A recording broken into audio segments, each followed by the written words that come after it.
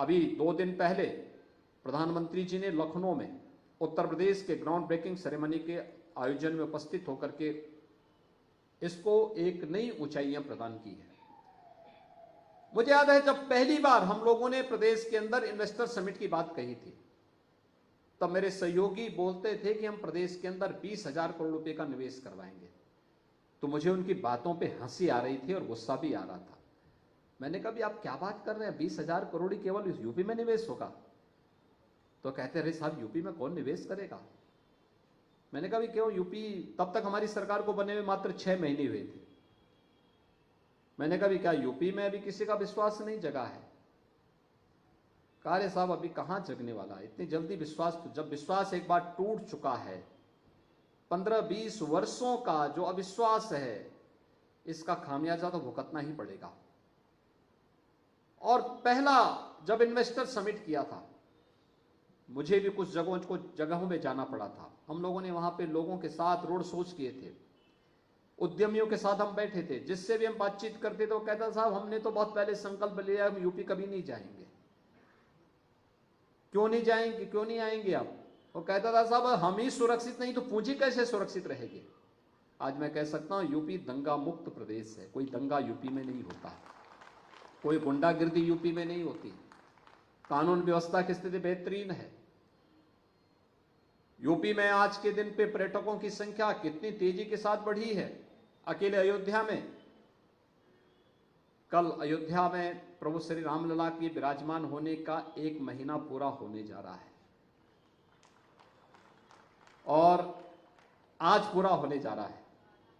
और इस अवसर पर अगर आप देखेंगे कि पिछले 1 महीने के अंदर लगभग 62 से 65 लाख श्रद्धालु अयोध्या धाम में पधारे हैं। आप सोच सकते हैं।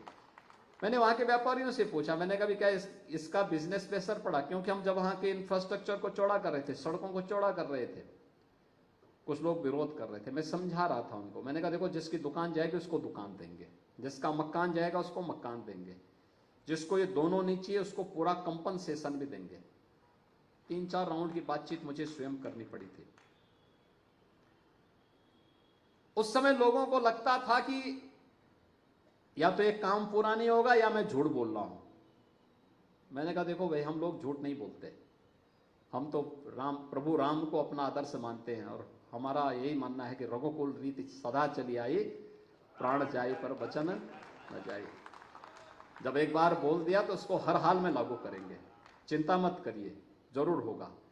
सभी का पुनर्वास किया गया, हर एक को दुकान दी गई और परिणाम क्या है? आज जब मैं 1 सप्ताह के अंदर ही गया था, प्रभु रामलला के विराजमान होने के 1 सप्ताह के अंदर अयोध्या गया था, तब मैंने वहां के उद्यमियों और व्यापारियों से पूछा कुछ लाभ हुआ? उन्होंने कहा साहब बिजनेस हमारा 30 से 50 गुना बढ़ गया है। और केवल ये तो व्यवसाय की मैं बात कर रहा हूं,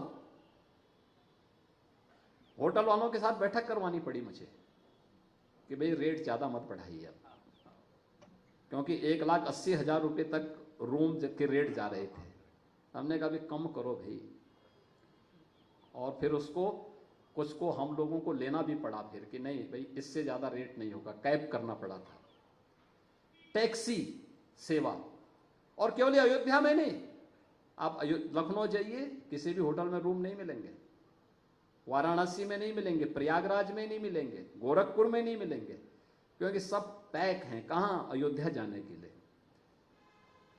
कितना परिवर्तन होता है।